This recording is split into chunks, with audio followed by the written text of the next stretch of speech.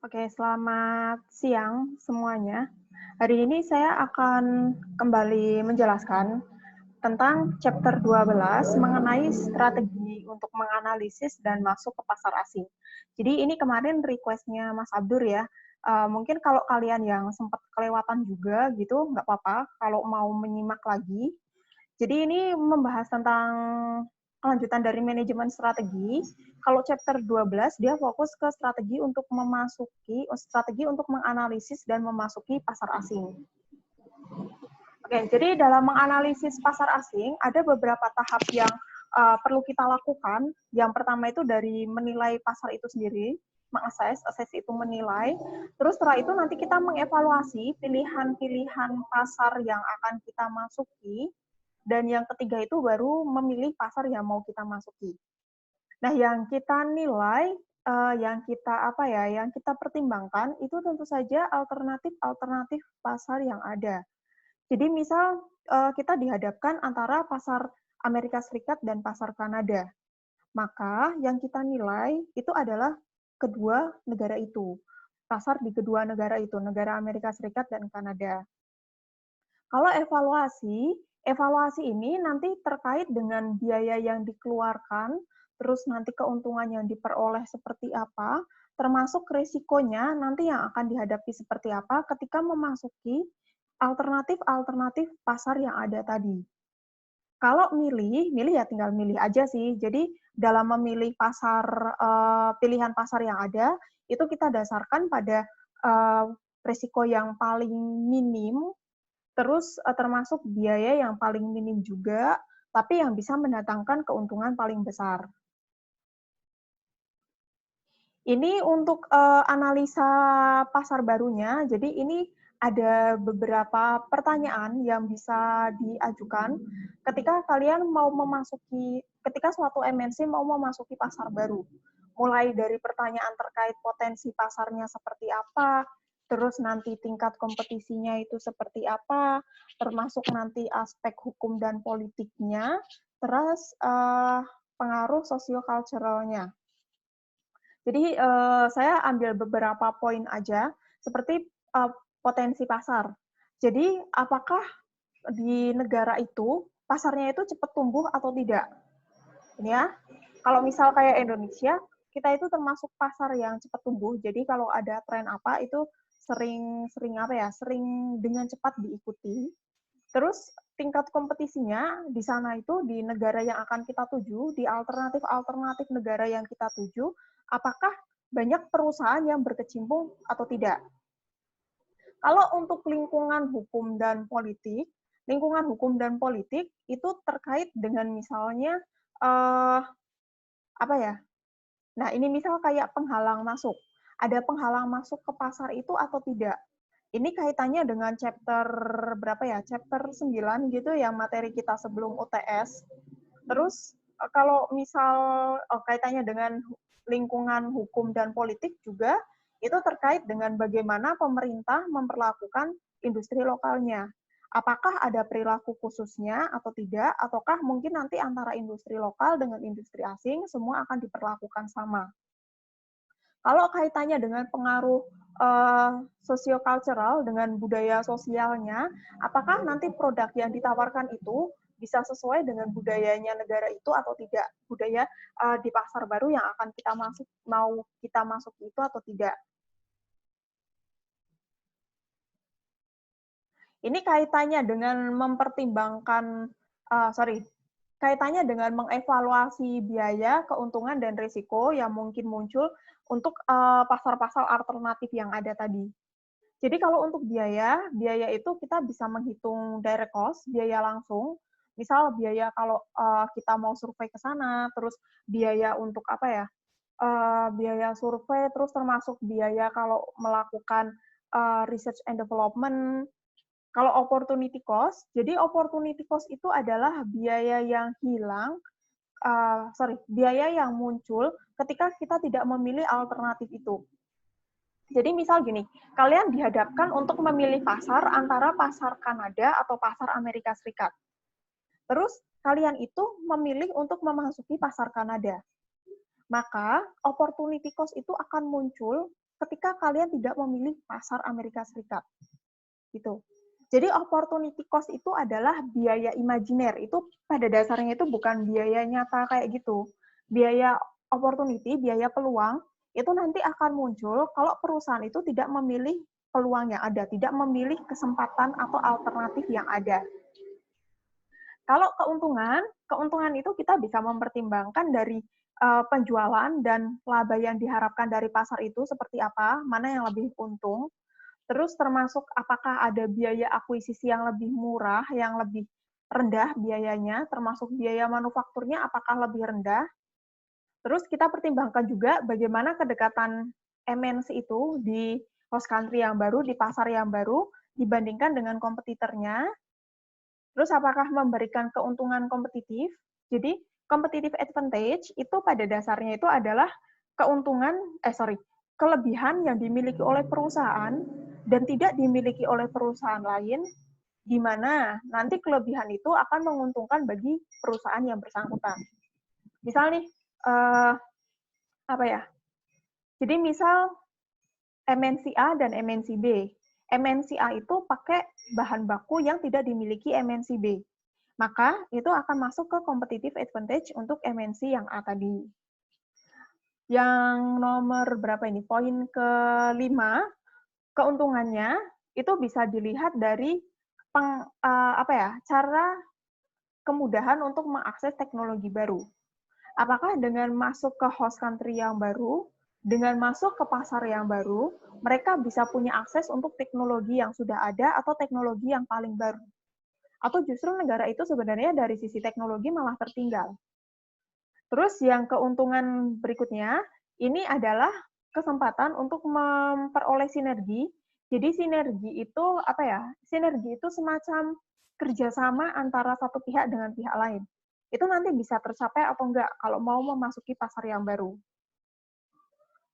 Terus kaitannya dengan resiko itu jadi adalah hal yang pasti terjadi. Yang bisa kita lakukan terhadap resiko itu hanya memitigasi, meminimalisir. Jadi pada dasarnya resiko itu adalah hal yang pasti akan kita temui sih. Nah, kita itu hanya memprepare kita, menyiapkan diri kita untuk menghadapi resiko-resiko tadi yang mungkin muncul. Resiko di sini termasuk resiko nilai tukar mata uang. Jadi perubahan nilai tukar kan pasti kita hadapi itu. Jangankan tiap hari, mungkin kalau per periode berapa jam gitu kan nilai tukarnya juga bisa berubah. Terus yang berikutnya itu terkait kompleksitas operasionalnya. Kompleksitas operasional ini apakah fasilitasnya mendukung atau tidak, terus bagaimana transportasi di sana. Risiko yang ketiga, ini kaitannya dengan kemungkinan kalau nanti akan ada biaya yang hilang ketika salah dalam menilai pasar, salah dalam menilai potensi pasar. Jadi kan ketika kita mengevaluasi pasar kan ada kemungkinan kita salah tuh, ada kemungkinan mungkin responden yang kita nilai itu bukan potensial buyer, misal bukan pembeli yang potensial. Maka kan uang untuk melakukan untuk melakukan survei yang tadi kalau udah hilang kan itu nggak bisa kembali. Itu juga masuk ke dalam resiko. Terus ada atau tidak kemungkinan nanti pengambil alihan oleh pemerintah. Jadi kita udah belajar expropriate dan kita udah belajar satunya ekspropriasi itu apa ya?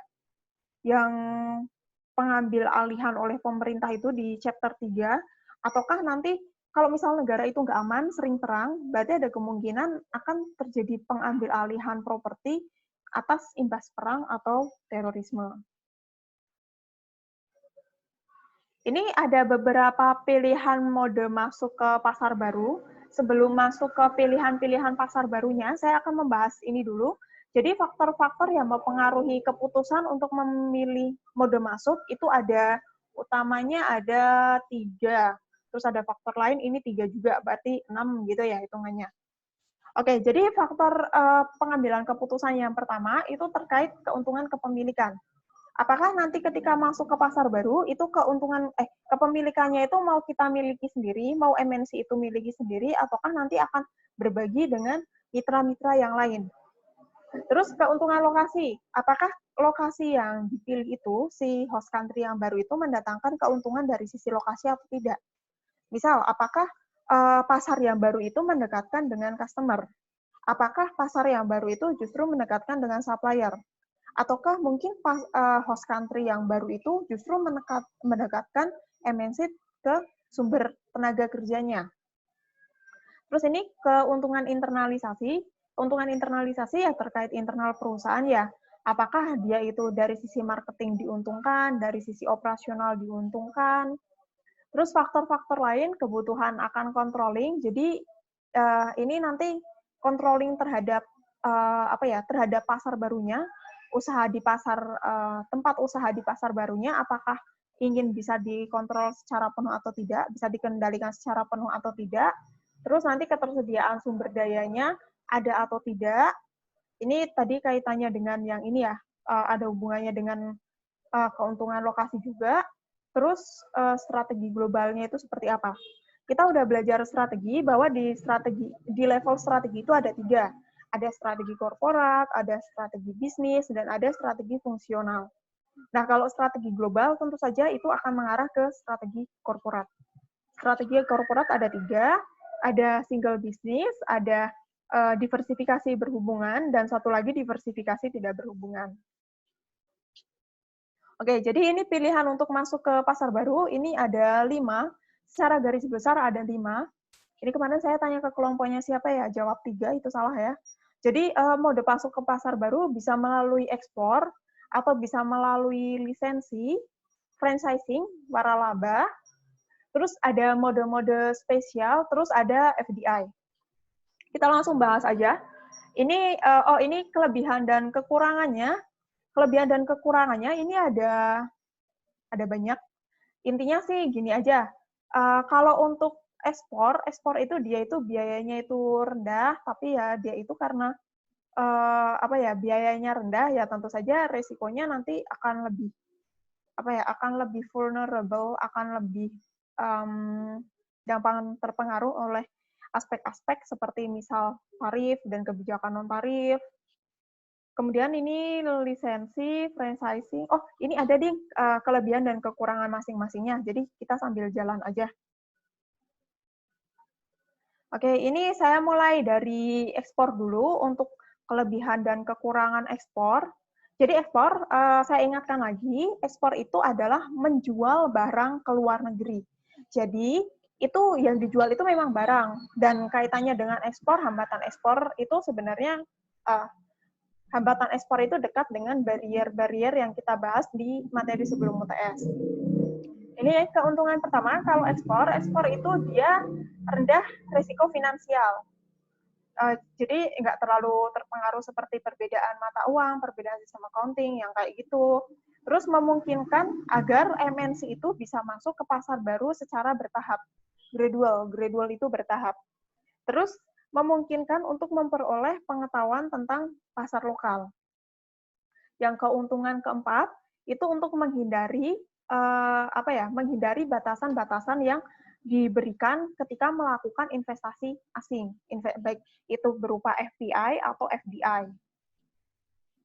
Kalau kekurangannya, kalau ekspor itu dia itu rentan terhadap kebijakan tarif dan kebijakan non tarif lainnya.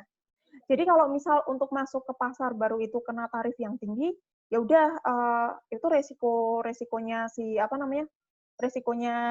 eksportir. Terus kadang terkena masalah kompleksitas logistik, karena kan ekspor itu misal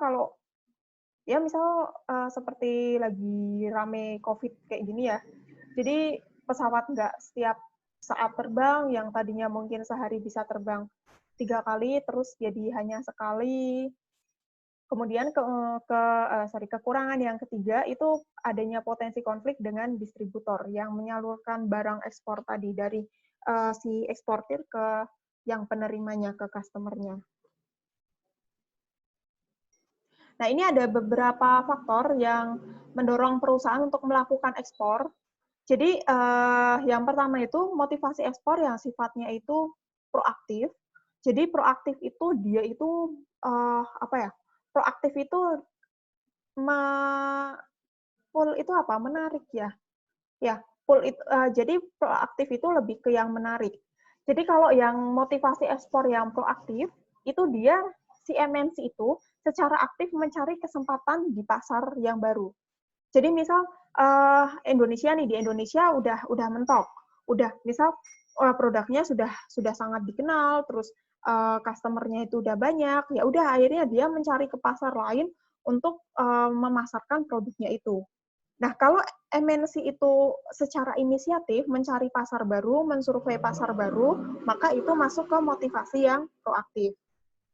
Kalau motivasi yang reaktif, itu kebalikannya. Jadi dia itu melakukan ekspor karena memang keadaannya itu terpaksa. Jadi kalau dia tidak melakukan ekspor, dia nggak bisa survive tuh perusahaannya. Itu yang dimaksud dengan reaktif. Kemudian kalau bentuk-bentuk ekspor ini ada 3, ini langsung ke apa ya? Langsung ke sini aja, langsung ke gambar saya. Jadi bentuk-bentuk ekspor itu ada 3. Yang pertama itu ekspor nggak langsung. Jadi ekspor nggak langsung, misal nih ada perusahaan A. Perusahaan A itu mau menjual mikroprosesor ke perusahaan B. Nah, baru nanti perusahaan B yang menjual mikroprosesor ini ke perusahaan C. Nah, ini kenapa dikatakan ekspor? Karena perusahaan A dan perusahaan B itu ada di Amerika Serikat. Sedangkan perusahaan C yang menerima mikroprosesor tadi, yang menjual mikroprosesor, itu ada di Eropa. Ini jadi masuk ke ke ekspor yang tidak langsung.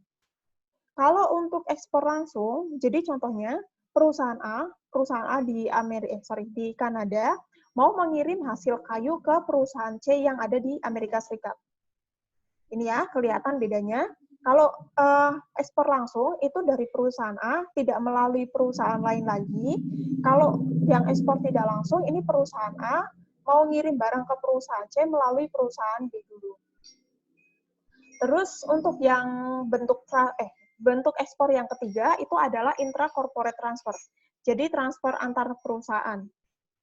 Misal di sini perusahaan A ada di Inggris mau ngirim koran. Hari gini kayaknya udah nggak ada yang jual koran gitu ya. Misal kirim buku deh gitu. Jadi misal perusahaan penerbit A yang ada di Inggris mau ngirim buku ke penerbit A juga yang ada di wilayah Asia. Jadi misal saya contohkan gini, misal Rolls-Royce gitu deh, mobil yang biar lebih jelas. Jadi Rolls-Royce itu asalnya dari Inggris. Terus Rolls-Royce itu punya kantor di Dubai, misal kayak gitu. Nah, Rolls-Royce yang ada di Inggris itu nanti akan mengirim mobil ke Rolls-Royce yang ada di Dubai. Itu kan itu udah beda negara tuh, satu Rolls-Royce di Inggris, satu Rolls-Royce di Dubai. Tapi sama-sama perusahaannya itu sama-sama perusahaan Rolls-Royce. Maka itu contoh untuk yang intracorporate transfer. Jadi dia transfer produk, tapi sebenarnya produk itu punyanya perusahaan yang sama. Ini pertimbangan lain untuk melakukan ekspor. Ini taruh mana ya muka saya? Muka saya taruh sini deh. Nah, ini pertimbangan lain untuk melakukan ekspor. Jadi yang pertama ada kebijakan pemerintah. Pemerintah itu mendukung dilakukannya ekspor atau tidak, ataukah pemerintah itu lebih mensupport kalau barang-barang yang diproduksi itu untuk konsumsi dalam negeri, misal kayak gitu. Terus masalah pasar ini termasuk bagaimana nanti bagaimana tanggapan konsumen di pasar yang baru terhadap citra merek, misal kayak gitu. Masalah logistik, ini tadi udah saya sebutkan, apakah transportasinya memungkinkan atau tidak, karena kan kalau ekspor itu kan dia pendeliveriannya itu secara fisik, karena yang diekspor adalah barang. Terus ini masalah terkait distribusi, jadi bagaimana menentukan jalur distribusinya. Terus kalau mau ekspor, nanti ekspornya itu melalui agen atau tidak. Nah, ini ada beberapa perantara ekspor, mulai dari perusahaan manajemen ekspor, terus ada Web Commerce Association, terus ada juga International Trading Company, itu perusahaan-perusahaan besar yang emang handle masalah ekspor, perusahaan-perusahaan besar yang memang menjadi perantara untuk ekspor, terus ada bentuk perantara-perantara lainnya juga. saya ke sini dulu. Jadi intinya kalau perusahaan manajemen ekspor itu ya memang tugas utamanya dia itu untuk mengekspor barang ke klien kayak gitu sih. Kalau untuk ekspor manajemen company ini biasanya untuk usaha-usaha kecil ini. Jadi ya ini kebanyakan untuk perusahaan kecil kayak gitu ya yang kayak tinggal sekali ekspor kayak gitu. Kalau misal peminatnya dikit, ya udah dia akhirnya akan keluar. Kalau untuk yang Web Commerce Association, ini adalah asosiasi perantara ekspor di Amerika Serikat. Jadi saya nggak tahu kalau di Indonesia itu ada atau tidak. Kalau misal ada, kalian boleh kasih tahu saya. Tapi saya nggak cari tahu tuh dari saya menjelaskan ke kalian awal pasca UTS juga sekarang saya nggak cari tahu. Jadi saya nggak tahu di Indonesia itu ada atau enggak. Kalau untuk International Trading Company, nah ini kebanyakan kalau misal kayak Jepang ya, kayak Jepang itu ini istilahnya Sogo Sosa sih. Jadi ini bagian dari sistem Keiretsu-nya Jepang. Nah, si Sogo Sosa ini dia dia kalau tadi yang ini yang perusahaan manajemen ekspor itu kan kebanyakan yang jadi customer-nya, yang jadi kliennya itu kan perusahaan-perusahaan kecil. Nah, kalau untuk yang International Trading Company, itu yang jadi kliennya itu adalah perusahaan-perusahaan besar, perusahaan-perusahaan korporat kayak gitu. Nah, ini yang termasuk dalam Sogo Shosha, ini misal kayak perusahaan Mitsubishi, terus ada Mitsui and Company, terus ada Marubeni, terus grup Sumitomo, dan Itochu Corporation. Ini kalau yang di Jepang. Nah, kemudian ini kalau perantara lain itu ya ada yang namanya agen manufaktur. Agen manufaktur berarti ini masalah ekspor terkait manufaktur. Biasanya nanti dapat komisi gitu, jadi tergantung nanti barangnya banyak apa enggak. Kalau semakin banyak barang untuk diekspor, untuk diperantarain, ya nanti komisinya akan semakin tinggi. Terus ada juga ini agen ekspor manufaktur. Jadi ini apa ya? Bertindak sebagai departemen penjualan asing untuk manufaktur domestik. Jadi manufaktur lokal yang butuh semacam departemen terpisah untuk melakukan ekspor, nanti bisa pakai agen ekspor manufaktur ini. Kalau broker itu ya sama sih, dia perantara juga. Tapi biasanya untuk produk-produk yang terstandarisasi, untuk komoditas yang terstandarisasi, seperti kopi, coklat, grains, gandum apa biji-bijian gitu artinya. Kalau freight forwarders ini adalah kurir internasional. Jadi memang dia itu spesialisasinya, fokusnya itu untuk pengiriman pengiriman barang secara fisik atau pengiriman dokumen secara fisik. Ini contohnya misal kayak UPS. UPS itu dari Amerika Serikat. Nah, ini mode masuk yang kedua itu adalah lisensi. Lisensi itu nanti akan ada dua pihak. Mungkin saya langsung ke gambar aja biar kalian dapat gambaran juga. Nah, ini ya, ini untuk lisensi. Jadi kalau lisensi, ini ada dua pihak yang terlibat. Jadi ada si licensor dan ada si lisensinya. Kalau licensor, ini adalah perusahaan, ini adalah MNC yang kasih lisensi. Nah, jadi ini ya, lisensi itu hak guna properti intelektual gitu bahasa gampangnya. Nah, kalau lisensi yang ini adalah orang yang beli lisensi dari si lisensornya. Jadi ini prosesnya, nanti si licensor akan menyewakan, pada dasarnya dia menyewakan properti intelektual ke si lisensi. Si lisensinya nanti pakai si properti intelektual, terus dia akhirnya nanti akan bayar royalti ke si licensor. Ada beberapa hal yang bisa jadi permasalahan kaitannya dengan proses lisensi ini. Jadi yang pertama, itu harus ditentukan dulu batasan-batasan perjanjiannya seperti apa. Jadi properti intelektual yang bisa digunakan itu sejauh apa sih? Biasanya sih itu ada di term and agreement gitu ya, ada di syarat dan ketentuan ketika mau melakukan lisensi. Terus menentukan tingkat kompensasinya. Jadi kalau melakukan licensing, kalau beli lisensi itu kena biaya berapa, terus termasuk hak-haknya, privilege itu hak spesial, dan batasan-batasannya. Jadi properti intelektual itu apakah nanti bisa digandakan atau tidak. Kalau bisa digandakan hingga berapa. Kalau tidak, nanti batasan penggunaannya seperti apa. Terus kalau yang keempat, ini kaitannya dengan durasi perjanjiannya. Butuh waktu, nanti properti intelektualnya itu bisa dipakai untuk berapa lama. Kemudian ini untuk kelebihan dan kekurangan dari lisensi. Ini kelebihan dan kekurangan lisensi pada dasarnya sih mirip-mirip dengan franchising ya. Nanti kita bahas yang franchising. Yang keuntungan pertama, ini resiko finansialnya itu rendah, hampir seperti ekspor, resiko finansialnya rendah. Terus biaya biaya yang dikeluarkan untuk menganalisis pasar barunya itu juga rendah. Terus ini bisa menghindari hambatan tarif, termasuk hambatan non-tarif, kalau mau melakukan investasi asing.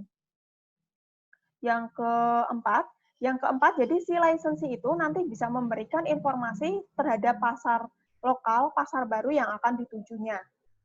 Kalau kekurangannya, ini nanti keuntungan yang bisa didapat terbatas ya, karena kan dia itu hanya sekedar menjual. Pada dasarnya itu hanya sekedar menjual si properti intelektual aja. Terus ini sangat tergantung ke lisensi, karena lisensi itu kan jadi pihak yang beli properti intelektualnya. Terus yang ketiga, kekurangan yang ketiga, kalau lisensi itu bisa menimbulkan potensi konflik dengan si lisensi, dengan yang beli lisensinya. Yang keempat, ini ada kemungkinan untuk memunculkan kompetitor atau pesaing di masa yang akan mendatang. Ini franchise. Franchise pada dasarnya sih sama ya, sama kayak lisensi. Cuman kalau franchise itu properti intelektual yang dijual belikan itu lebih luas. Ruang lingkupnya itu lebih luas. Kan kalau lisensi itu contohnya misal Microsoft. Ketika kalian membeli lisensi dari Microsoft, ya udah kalian kan pada dasarnya hanya dapat kode aktivasi ya untuk menggunakan Microsoft-nya. Tapi ketika kalian franchise, ketika kalian beli waralaba, misal ketika kalian beli waralabanya McD, itu kalian akan mendapatkan lebih dari sekedar mereknya McD. Jadi kalian boleh pakai mereknya McD, kalian nanti akan disuplai oleh McD untuk bahan baku, terus nanti kalian akan akan dapat layout yang disusunkan oleh McD, meja kursi juga dapat dari McD. Nah, itu franchise. Jadi kalau franchise itu dia akan dapat keuntungan lebih properti intelektual yang didapatkan nanti lebih banyak dibandingkan dengan licensing. Kalau lisensi itu dapat keuntungannya itu berupa royalti, kalau franchise dia berupa fee. Sama aja sih istilah keuntungan gitu. Nah, ini ada beberapa isu mendasar untuk franchise. Jadi yang pertama perlu dipertimbangkan dulu, apakah pasar domestik itu benar-benar mendatangkan keuntungan atau tidak. Terus kalau misal nggak mendatangkan keuntungan, ya udah mending nggak usah franchise di sana. Misal kayak 7-Eleven gitu, kalau kalian tahu, itu kan tadinya franchise ya. Itu kan tadinya ada di Indonesia, cuman karena di Indonesia tidak mendatangkan keuntungan, ya udah terus akhirnya mereka cabut deh dari Indonesia. Kalau yang faktor kedua, jadi ini apakah nanti akan ada faktor-faktor kesuksesan yang bisa ditransfer, yang bisa juga dilakukan di lokasi asingnya. Kalau yang ketiga, ini apakah nanti franchising yang dilakukan, waralaba yang dilakukan itu bisa jadi strategi untuk mencapai kesuksesan di pasar domestik. Ini kalau kelebihan dan kekurangan franchise, ini kurang lebih seperti lisensi sih, sama. Jadi dari keuntungan rendah risiko finansial, termasuk biaya masuk ke pasar yang rendah, bisa menghindari hambatan tarif dan hambatan non-tarif. Nah, ini yang satu yang berbeda dengan yang lisensi. Kalau franchise, waralaba, itu dia bisa mendatangkan controlling yang lebih banyak, yang lebih kuat dibandingkan dengan lisensi. Itu. Tapi selebihnya sih sama sih, termasuk kekurangannya pun sama antara franchise dengan lisensi. Nah, kalau kita masuk ke mode masuk pasar baru yang berikutnya. Ada 3 mode spesial, mulai dari kontrak manufaktur, kemudian kontrak manajemen, dan yang ketiga itu adalah turnkey key project, proyek putar kunci gitu ya translatannya. Nah, ini saya mulai dari kontrak manufacturing dulu. Jadi namanya aja adalah kontrak manufaktur, ya nanti ini perusahaan ini akan terikat dari sisi manufakturnya. Jadi nanti MNC itu untuk sisi manufaktur, dia akan meng-hire, akan mempekerjakan, atau mungkin akan menjalin kerjasama dengan MNC lainnya lagi. Jadi urusan manufaktur bukan urusan si MNC itu.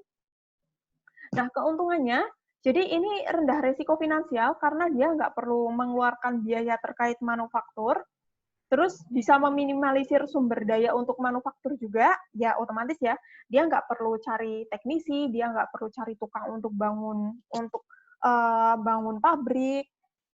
Terus keuntungan yang ketiga, jadi perusahaan itu nanti bisa fokus pada elemen utama dari rantai pasoknya mereka. Misalnya kalau perusahaan itu bergerak di bidang perbankan, ya udah mereka nggak usah pusing-pusing nanti bangun banknya seperti apa, terus nanti kalau mau beli mesin-mesin kayak gitu, ya udah mereka cukup fokus ke finansial aja sebagai jualan utamanya perbankan. Kalau kekurangan dari kontrak manufaktur itu adalah kurangnya controlling. Karena kan manufakturnya tidak dihandle langsung oleh MNC yang bersangkutan. Nah, jadi untuk kualitas, kemudian nanti jadwal pengiriman kayak gitu, itu bukan jadi controllingnya mereka. Terus kekurangan yang kedua, ini mengurangi potensi pembelajaran, terutama kalau perusahaan itu tidak bergerak di bidang manufaktur, otomatis dia semakin nggak bisa belajar aspek-aspek manufacturing. Yang jadi kekurangan ketiga, ini adalah mungkin akan ada masalah potensi terhadap public relation, terhadap hubungan masyarakatnya. Jadi kalau nanti si manufaktur yang menghandle itu bermasalah, kan akan berimbas ke orang yang pakai jasa manufakturnya itu. Kemudian ini bentuk yang kedua, kontrak manajemen. Kontrak manajemen ini sudah saya singgung dari pertemuan pertama. Jadi kalau kontrak manajemen itu ya kita hanya membeli manajemen dari perusahaan lain. Nah, kontrak manajemen ini biasanya dipilih oleh perusahaan-perusahaan yang bergerak di bidang jasa seperti perhotelan misal atau resort and spa. Itu kadang mereka pakai manajemennya itu untuk untuk menjalankan perusahaannya itu pakai manajemen dari pihak lain. Keuntungan yang pertama, kalau manajemen kontrak ini bisa memungkinkan perusahaan untuk fokus pada bidang keahliannya. Gitu, karena untuk aspek manajerial kan udah dihandle sama mereka yang lebih paham.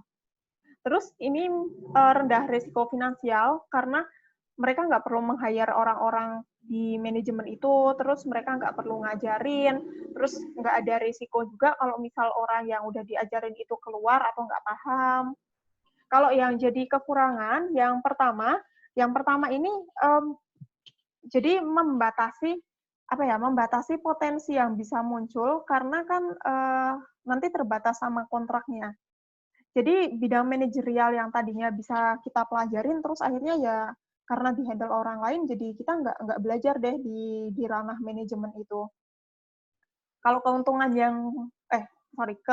yang kedua itu bisa aja nanti kemungkinan akan ada informasi-informasi terkait perusahaan yang ketransfer ke si manajemen kontraknya tadi, ke yang mengelola manajemen. Karena kan mereka mengelola manajemen tentu tiap hari gitu ya, tiap hari juga ketemu orang-orang dalam perusahaan itu. Jadi ya bisa aja nanti secara tidak sadar gitu, secara tidak langsung akan ada transfer knowledge-nya.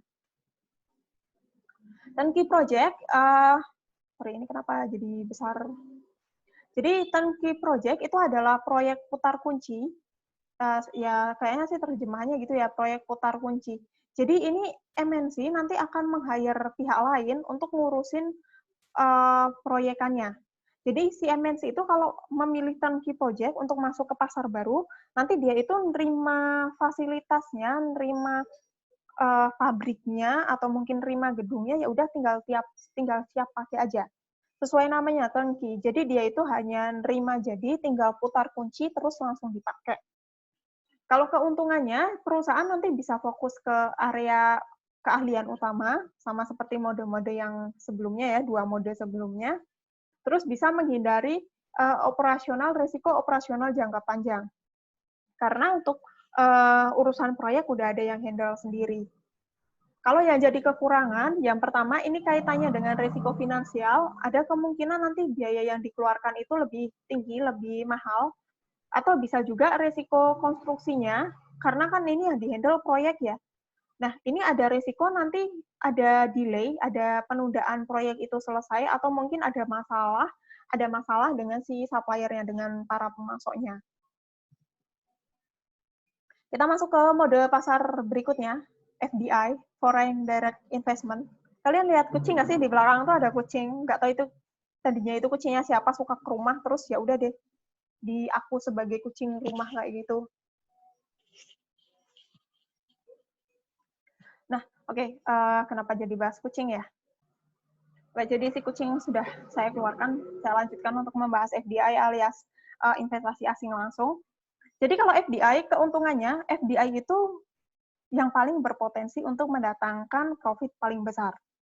Karena ini secara ya, dia kan nanti produksi sendiri, ngolah sendiri, jual sendiri di situ, di negara yang bersangkutan. Terus dia juga bisa punya kendali penuh atas operasionalnya. Jadi kan tenaga kerja nanti merekrut sendiri, gaji sendiri, kalau nanti nggak disiplin ya langsung dikasih punishment sendiri, terus mereka bisa menentukan biayanya sendiri, bisa menentukan harga jual sendiri. Yang ketiga, ini FDI itu nanti bisa memberi wawasan terhadap pasar lokal juga secara lebih baik dibandingkan dengan mode-mode masuk lainnya. Terus yang keuntungan lain, ini yang tidak dimiliki oleh kelebihan ekspor dan ya yang tidak dimiliki oleh kelebihan ekspor, ini jadi kelebihannya FDI. FDI itu bisa terhindar dari hambatan tarif dan hambatan non-tarif lainnya. Kalau kerugiannya, untuk yang FDI, yang pertama, karena dia itu controlling penuh dan membawa profit yang paling besar, otomatis dari sisi finansial dan investasi ini butuh dana yang besar. Terus ini sangat beresiko terhadap politik. Jadi kalau misal politikus itu atau pemerintahnya itu tidak mensupport usaha yang dilakukan oleh FDI, bisnis yang dijalankan oleh MNC yang melakukan FDI, itu nanti bisa terhenti operasionalnya mereka. Terus selain itu kekurangan yang ketiga dari FDI, dia itu rentan terhadap batasan investasi asing. Jadi ini masih terhubung dengan ini ya.